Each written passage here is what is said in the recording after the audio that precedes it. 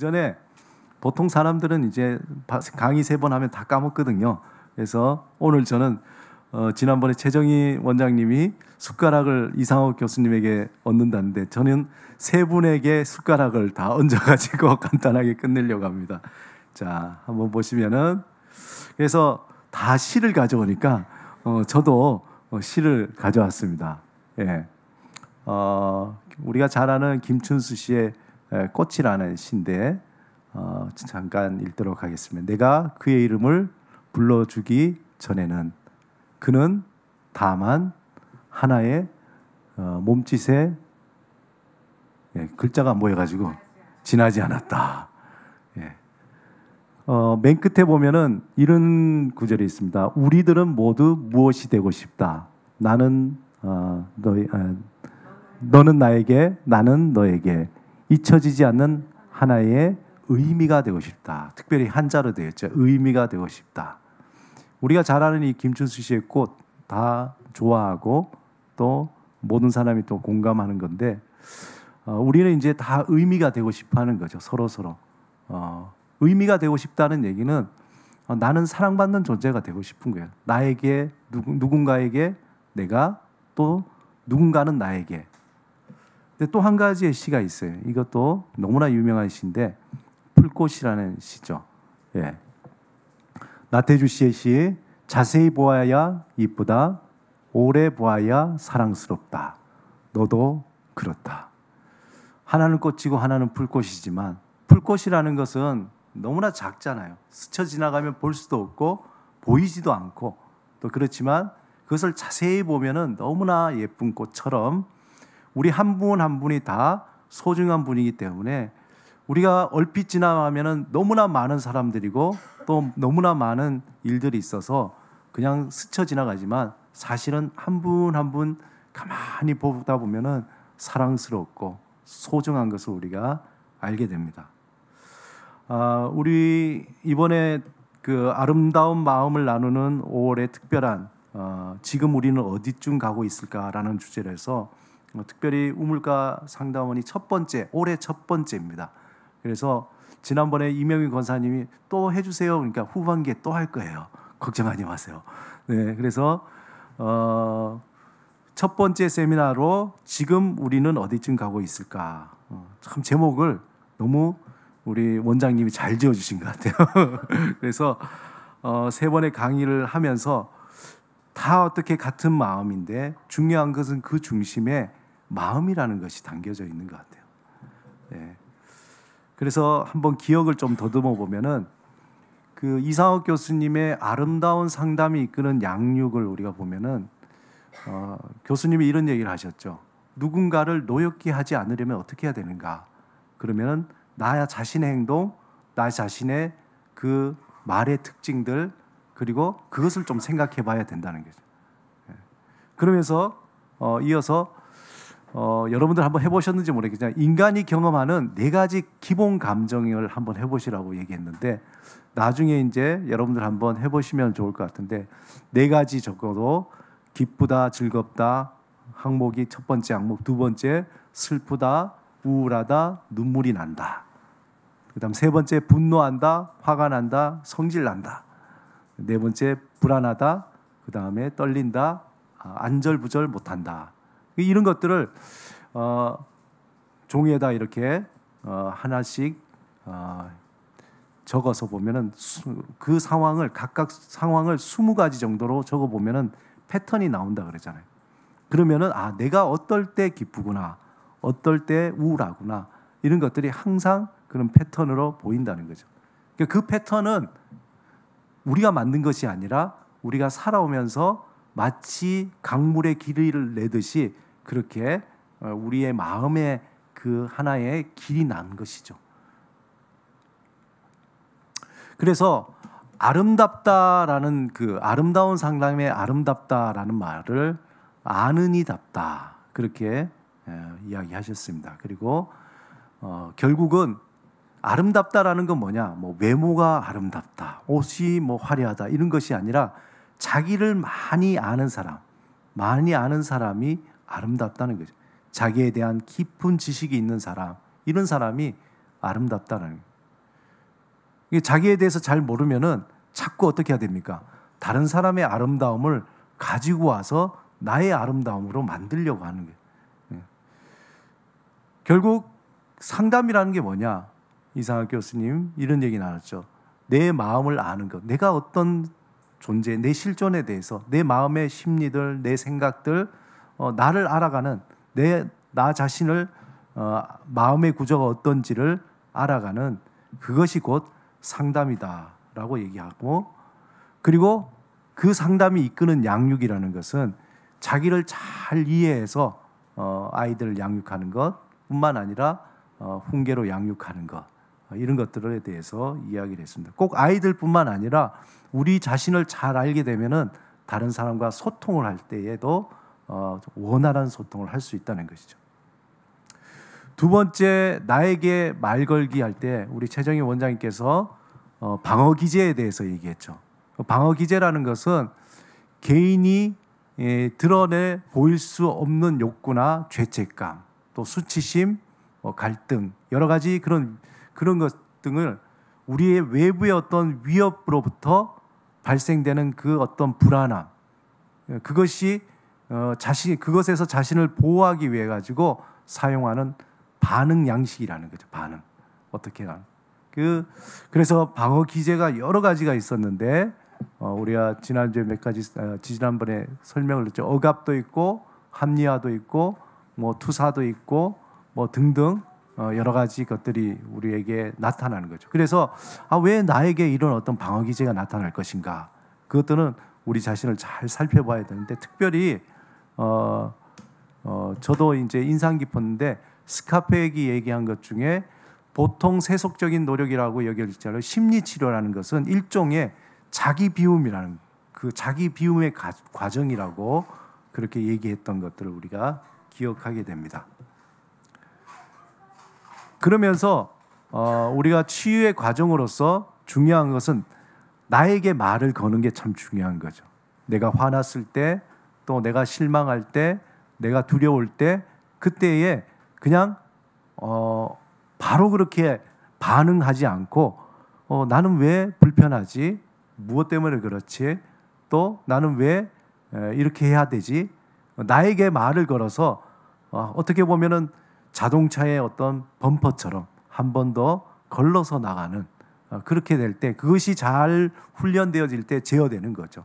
우리의 분노나 아픔이나 이런 모든 것들이. 그리고 지난주에 이제 백미영 목사님 우리의 마음 소통하기, 의사소통의 정의에 대해서 이렇게 얘기했는데, 동일하게 이상학 교수님도 그렇고 또 우리 최정희 원장님, 백미영 목사님 말씀하면서 우리가 우리를 잘 알지 못하거나 또 우리 안에 여러 가지 그런 또 분노나 뭐 좌절이나 그런 것들이 잘 다스려지지 않을 때 다른 사람과 소통이 잘 안 된다는 거예요. 고립되거나, 그리고 다른 사람과 관계가 온전하게 형성되지 못하는 거죠. 그래서 특별히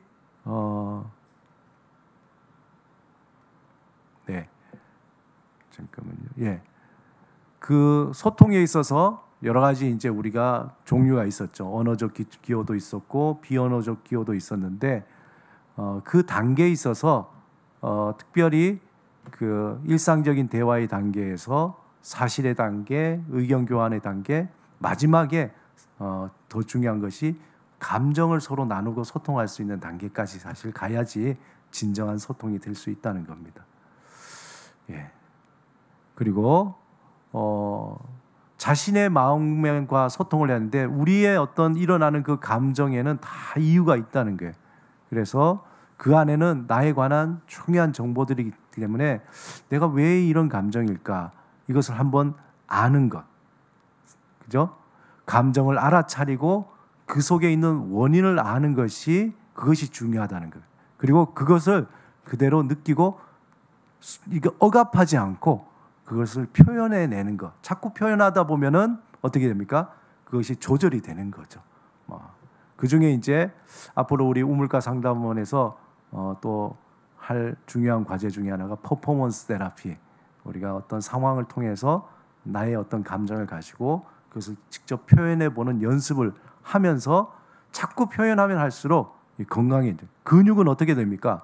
자꾸 쓰면 쓸수록 근육이 단련돼서 힘 조절이 되듯이 우리의 감정도 자꾸 표현하면서 우리의 표현, 격하게 나가는 것을 때로는 낮출 수도 있고 그런 완급 조절을 할 수 있다는 겁니다. 예, 그래서 비폭력 대화, 또 아이메시지에 대해서 지난주에 우리가 다 이야기를 나눴습니다. 여기까지가 우리가 첫 번째, 두 번째, 세 번째 강의 여러분들에게 되새김질하면서 한번 나눠봤고요. 저는 그래서 3주 동안 이렇게 우리가 나누면서 제일 핵심적인 말이 있다면 마음이라는 겁니다. 마음. 그런데 이 마음이 어디에 있나요? 마음이 여기에 있나요? 아니면 마음이 어디에 숨겨져 있죠? 대부분 마음이 어디 있습니까? 마음을 가리켜 보면 마음이 여기 있다 그러는데 마음이 보이지도 않고, 그래서 마음에 대한 연구가 굉장히 심리학적으로나 의학적으로나 그다음에 종교적으로나 연구가 많이 됐지만, 그러나 공통적으로는 마음은 볼 수가 없어요. 그죠? 그런데 우리는 마치 마음이 우리가 볼 수 있고 만지고 우리가 어떻게 할 수 있는 것처럼 그렇게 얘기하죠. 마음이 너무 답답해. 마음이 너무 쓰려. 그런 얘기하는 거죠. 우리가 그 마음에 대해서 생각은 하지만 볼 수도 없고 만질 수도 없고, 우리가 어떻게 그것들에 보이지도 않는 실체지만, 그러나 정말 실체지만 보이지 않고, 보이지 않지만 그러나 존재하는 정말 신비로운 것이 마음이에요. 제가 예전에 어떤 그 뇌과학 강의에 갔는데, 그 뇌과학에서는 이 마음을 어떻게 정의하냐면 뇌 호르몬의 어떤 작용으로 보는 거더라고요. 뇌 호르몬의 작용. 그 뇌 호르몬의 화학적 작용으로 인해서 만들어지는 것이 마음이라고. 그럴듯한데 또 생각해 보면은 과연 그럴까 생각이 드는 거예요.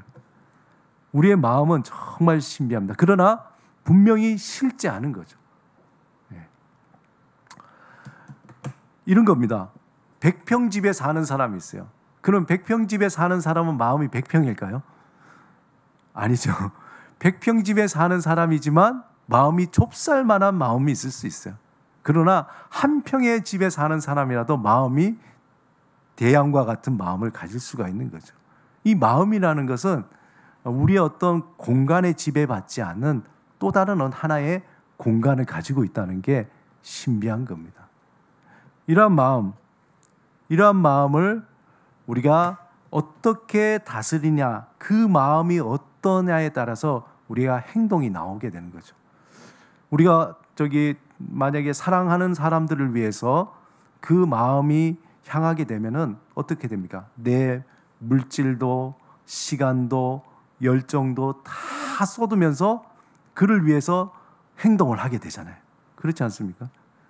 그러나 마음이 없으면은 아무리 물질이 많아도, 아무리 열정이 있어도, 또 아무리 재능이 있어도 행동할 수가 없는 거예요. 그 마음이 어떠한가에 따라서 그 행동이 일어나고, 그 마음을 움직여야 사실상 행동에 변화가 있는 거죠. 이런 겁니다. 야, 공부해. 아무리 그래봐야 공부하나요? 공부 안 하죠. 마음이 없는데 어떻게 공부를 하나요? 그러면 우리가 보통 선생님이 어떻게 합니까? 동기부여를 하라고. 가장 쉬운 게 뭡니까? 넌 나중에 커서 뭐 될래? 아니면은 야, 너는 커가지고 그냥 어떻게 어떻게 살려고 하느냐? 아니면 성공해야 되지 않겠냐? 이런 식의 어떤 목표를 두고 그 마음을 움직이거나, 아니면은 아주 막 감동적인 스토리를 그에게 이야기를 드려서 내가 정말 힘들고 어려웠을 때에 그때 내가 이러이러해서 내가 그것을 극복하고 성공했다. 그런 어떤 성공 신화를 들려주면서 마음에 어떤 변화를 일으키게 하는 것인지. 그래서 그 마음이 변할 때에 그때 비로소 행동의 변화가 오게 된다는 거예요. 예전에 지금은 많이 변했는데, 아마 우리 교우들 대부분 알 건데, 그 부산에 지금 살고 있어요. 한 청년이 있었는데 제가 이름을 밝힐 수는 없고, 그 청년의 이모가 저에게 목사님 얘는 막 컴퓨터만 열심히 해가지고 컴퓨터 게임 중독이 돼서 아무것도 안 난다는 거예요. 실제로 만나봤는데 정말 컴퓨터 게임만 하고 아무것도 못해요. 생각은 그런데 되게 많아요. 자기가 뭘 잘못했고 뭘 해야 되고 되는지. 예를 들면 이런 거죠. 오늘 빨래를 해야 되고 또 오늘 가서 뭐 집수리도 해야 되고 뭐 청소해야 되고 이런 걸 다 알아요. 아는데 행동을 못 하는 거예요. 그래서 우리가 정상적이면은 빨래 그냥 가서 그냥 저기 세탁기에 넣고 그다음에 스위치만 누르면 되는 거고 청소기 돌리면 되는 거고 그다음에 뭐 집수리하는 거 가서 그냥 이렇게 뭐 페인트를 칠하든지 뭐 고치든지 하면 되는데 그걸 못 하는 게 이유는 뭐냐면은 물어봤어요. 왜 못 하냐면은 그걸 빨래를 내가 해야 된다 하는 순간에 머릿속에 어떤 생각이 드냐면은 빨래를 하면은 발생되는 여러 가지 많은 이유들이 막 생각이 난다는 거예요. 그럼 어떻게 해야 되는 거지? 잘해야 되나? 어떻게 이걸 그런 이유들이 막 수십 가지 아니면 수백 가지 하니까 행동을 못 하는 거예요. 그리고는 빨래는 계속 쌓여 나가는 거예요. 청소도 못 하고.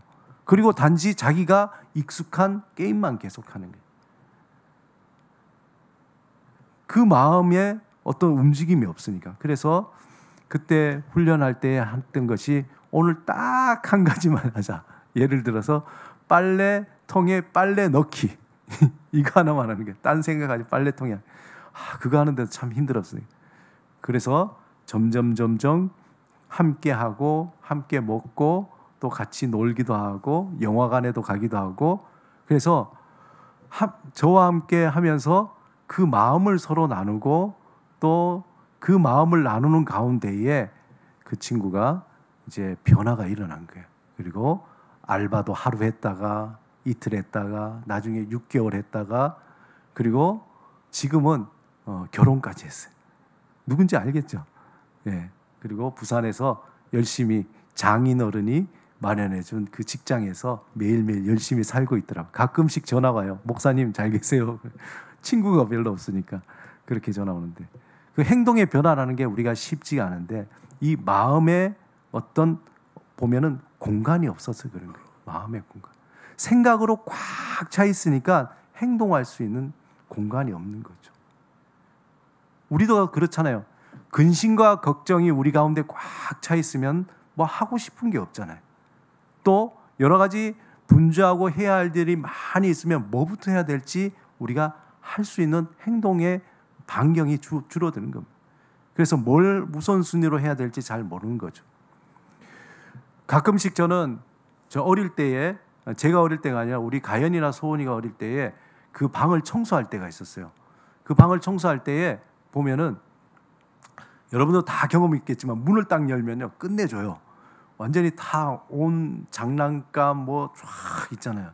그때 제가 이걸 도대체 어떻게 치워야 되는가 고민을 하다가 하나님이 지혜를 주셨는데 뭐냐면은 내 앞에 있는 것만 치우자 이 생각한 거예요. 전체를 어떻게 치우려니까 아무 생각이 없어요. 그래서 앞에 장난감을 딱 들고 이것을 어디에 넣어야 될지 버려야 될지 아니면 그것만 생각해요. 그리고 하나하나 치우다 보니까 그렇게 하다 보니까 다 치우게 되더라고요. 그때 그 원리를 발견하고 제 일도 어떤 하는 일이 있지만 그것을 행동할 때에 이거 꽉 차 있으니까 아무것도 못하는 게 내가 행동할 수 있는 그 행동 반경에 있는 곳 한 가지만 딱 하는 게 그리고 그걸 하나 치우면은 공간이 생기니까 그 다음에 행동하는 걸 또 할 수 있고 그 다음에 공간이 생기니까 그 다음에 그래서 우리의 마음이라는 것이 마음의 공간이 꽉 차 있을 때는 많은 걸 하기보다도 한 가지 한 가지씩 공간을 비워 나가는 게 굉장히 중요하다라는 것을 경험하게 됐습니다. 그래서 우리가 행동이라는 것이 그렇잖아요. 행동은 방향이 참 중요하거든요. 어떤 방향으로 아까 얘기했듯이 장난감이 꽉 차 있고 모든 물건이 꽉 차 있을 때에 이것을 버려야 할지 버리지 말아야 될지 이것을 어디에 넣어야 할지 그 방향이 중요한 거예요. 그것이 정해지면은 그 다음에 하나 행동을 하는 거죠. 방향. 그리고 또 한 가지는 공간을 만드는 것이 중요합니다. 공간을. 우리의 마음의 공간을. 대부분이 행동의 변화를 행동할 수 없는 것들이 다 공간이 없어서 그런 거죠. 마음의 여유도 없고 공간이 없고. 그렇기 때문에 좁쌀만한 공간이라도 아니면은 한숨 쉴 수 있는 공간이라도 만들 때에 비로소 그때 우리의 행동의 변화, 행동할 수 있는 여지가 생겨나게 된다는 겁니다. 우리가 다 알아요. 우리가 뭐 외부의 여러 가지 뭐 위협이 올 때에 그런 것도 어떻게 여유 있게 감정을 표현하고 또 그것들을 어떻게 행동해야 할지 머릿속으로는 다 아는데 실제 상황에서 그게 잘 안 되잖아요. 근육이 잘 안 생겨서. 더 중요한 것은 우리 마음에 그것을 알지만 행동할 수 있는 마음의 여유, 공간이 없기 때문에 대부분 그렇게 해나가지 못한다는 겁니다. 그래서 공간을 어떻게 만들까? 여러 가지가 있을 수 있습니다. 예를 들면은 우리가 좁쌀만한 공간을 만들기 위해서 물을 마시되 천천히 물을 마시는 그런 훈련할 때 마음에 좁쌀만한 공간이 생겨나. 우리 물 마실 때도 그냥 벌컥벌컥 마시잖아요. 근데 물을 천천히 마시. 그리고 가끔 가다가 가만히 서 있어 보는 거. 그죠? 그리고 천천히 걸어가 보는 거. 그럴 때에 나도 모르게 내 마음속에 좁쌀만한 공간이 생겨나요. 그리고 가다가 하늘을 이렇게 쳐다보는 것. 더 재밌는 거는 여러분 지하철을 한 번씩 뛰어보셨어요? 우린 지하철 막 도착할 때는 급하게 막 뛰어가서 그걸 타야 된다고 생각하잖아요. 물론 바쁠 때도 있지만 저는 가끔씩 그렇게 뭐랄까 재미삼아서 그냥 지하철 한번 뛰어보내면은 이상하게 제 마음에 공간이 생겨요. 여유가 생기는 거예요. 그리고 또 음식을 먹을 때에 막 급하게 먹는 것이 아니라 천천히 음미하면서 먹어보는 거죠. 라면의 그 단맛이 없죠. 짠맛, 매운맛, 면발 이런 걸 한번 쭉 그런 가운데 이상하게 우리 마음속에 좁쌀만한 공간이 생겨나는 거예요. 제가 거듭 말씀드린 거는 좁쌀만한 공간이 만들어져야 되는 거예요. 그것이 좁쌀이 한 알, 두 알 조금씩 되다 보면은 한 주먹이 되고 그 다음에 조금씩 공간을 만들어가요. 그래서 우리는 생각에 난 너무 바빠. 난 지금 이 공간을 만들기 위해서 오늘 이번 주에라도 캠핑을 떠나야 돼. 근데 캠핑 떠나려 그러면요 시간도 내야 되고 돈도 있어야 되고 장비도 있어야 되고 그런 거 생각하다 보면 나 갈 수 없어. 이렇게 되는 거죠.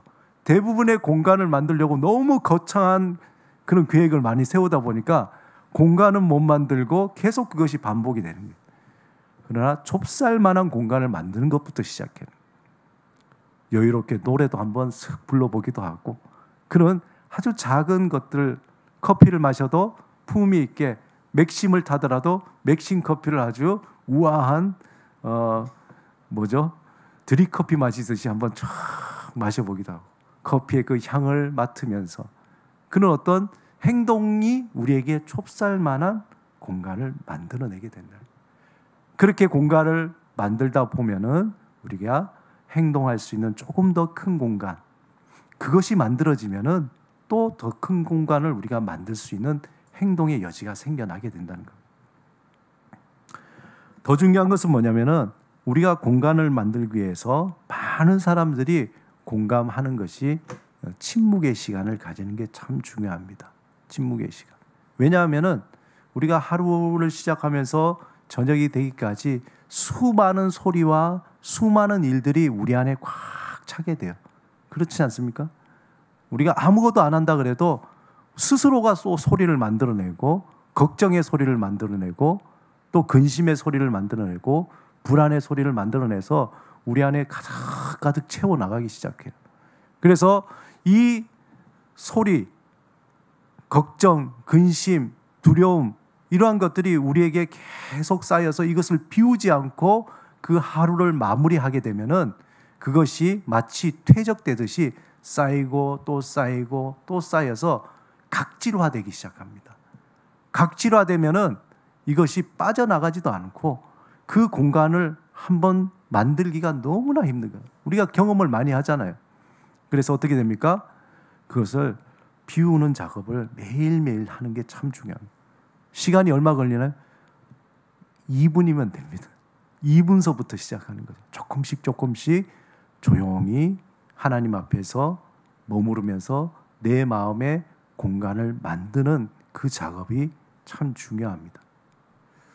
전 설거지하면서 굉장히 많이 한 것 같은데 요즘은 좀 덜합니다만 설거지하면서 중요한 원리 중에 하나가 밥풀 묻은 그릇은 절대 바로 닦으면 안 된다는 거.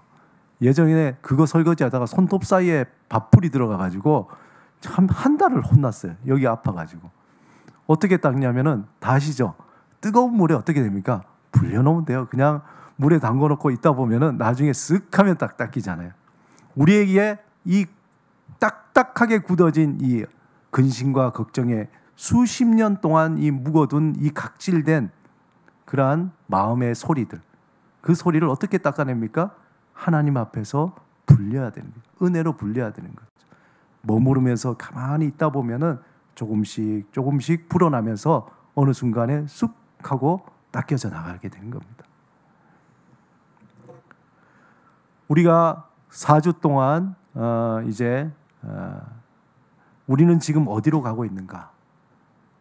그 방향에 대해서 우리가 늘 질문하지만 더 중요한 것은 그 방향을 가기 위해서 준비 작업으로 마음의 공간을 만드는 것이 참 중요해요. 한꺼번에 하기보다도 좁쌀만한 그 공간을 매일 조금씩 만들어가는 그 어떤 작업들이 우리의 중요한 순간에 결정해야 될 일들, 또 행동해야 될 일들, 반응해야 될 일들을 우리가 제대로 해나갈 수 있는 그러한 근육이 길러지는 거죠. 마음의 근육이 길러지게 된다는 겁니다. 그래서 우리 이상학 교수님도 얘기하고 또 많은 분들이 얘기한 것처럼 우리의 마음의 공간이 이렇게 생겨날 때에 우리가 말하는 것, 우리가 행동하는 것에 울림이 깊어지는 거죠. 깊은 울림으로 우리가 얘기할 수 있고 그러한 깊은 울림이 다른 사람들에게 영향력을 주고 변화를 시켜줄 수 있는 거죠. 울리는 꽹과리가 아니라 울림을 통해서 그 다른 사람들에게 깊은 울림으로 행동으로 변화될 수 있다는 것. 또 한 가지는 이러한 공간이 마련되어 있어야지 우리가 다른 사람과 관계를 맺고 교제할 때에 연결고리가 생기는 거예요. 마음의 공간이 없을 때는 다른 사람과 연결할 수 있는 공간이 없으니까 연결이 안 돼. 그 얘기는 뭡니까? 누가 어떤 얘기를 하다 보면은 그 소리가 들어오면은 내 마음의 공간이 없으니까 툭 치고 반사돼서 나가죠. 우리가 그런 경험 많이 하죠. 부부 싸움할 때 그런 거 많이 해요. 뭐 얘기하면은 당신 왜 이렇게 늦었어? 그러면은 늦은 이유를 얘기해야 되는데 갑자기 그 어떤 감정에 쌓여서 내가 늦은데 뭐 다 이유가 있는 건데 그러면서 바로 그 얘기가 왜 묻는데 이렇게 튀어나오면 이제 그 다음부터는 1차전, 2차전 막 나가잖아요. 근데 그런 얘기했을 때에 공간이 있으면은 참 놀라운 거는 그 말이 내 마음에 한번 툭 당겼다가 그 다음에 우리 스스로가 얘기할 때에 왜라고 얘기하지 않고 그 이유를 천천히 얘기할 수 있는 마음의 여유가 생기는 거죠. 그런 것처럼 우리의 마음속에 그런 공간들을 자꾸 만들어 나가는 그 훈련, 그리고 그것을 유지하려고 하는 그러한 어떤 매일의 연습들, 그것을 통해서 나 자신에게도 우리가 여유를 가질 뿐만 아니라 다른 사람이 우리를 경험할 때도 우리에게 여유를 느끼고 또 우리를 통해서 그들의 마음에도 공간을 만들어 줄 수 있는 그러한 여지를 준다는 것이죠. 어떤 사람이 그런 예가 있습니다. 한 사람이 출근길에 바쁘게 가고 있는데 근데 어떤 노인이 차가 고장이 나가지고 좀 고쳐달라고 좀 이렇게 도와달라고 했을 때 그때에 마음의 여유가 없어가지고 막 그렇게 스쳐 지나가고 달려갔다는 겁니다. 나중에 자기가 그 직장에 가서 출근해서 봤는데 그 도와달라고 했던 그 사람이 너무나 중요한 자기의 거래의 대상이었다는 거죠. 조그마한 어떤 마음의 여유가 있었다면은 오히려 좋은 일이 있을 뻔했는데 그런 것처럼 우리에게 하나님 앞에서 매일매일마다 작은 공간을 만들어내는 그 일, 연습을 우리가 해야 될 것 같습니다. 자, 이제 마무리를 하겠습니다. 잠언 4장 23절 너무나 중요한 말씀이죠. 모든 지킬 만한 것 중에 더욱 내 마음을 지키라. 내 마음을 지키라. 이것이 어떤 뜻일까요? 저는 이것을 이렇게 해석합니다. 모든 지킬 만한 것 중에 더욱 내 마음의 공간을 만들어 가라. 생명의 근원이 이에서 남이라.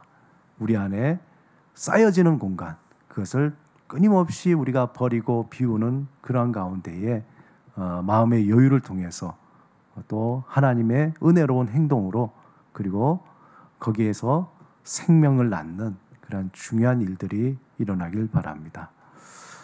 예, 오늘 이렇게 갈무리하고 숟가락 3개 얹고 마지막으로 활용정점으로 잠언 4장 23절 이렇게 마무리하도록 하겠습니다. 여러분들 한 달 동안 함께 하시고 또 강의해 주신 우리 이상학 교수님뿐만 아니라 두 분의 우리 원장님, 목사님 우리 감사드리고 다음 기회는 이제 또 새로운 주제로 함께 나누도록 하겠습니다. 기도하고 마치겠습니다. 하나님 아버지 감사합니다. 한 달 동안 함께 아름다운 마음을 나누는 그러한 시간을 가졌습니다.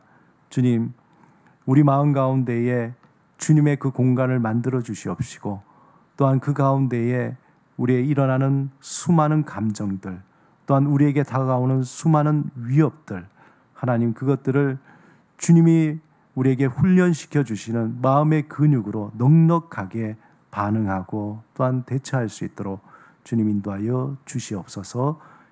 감사하고 예수 그리스도 이름으로 기도드립니다. 아멘.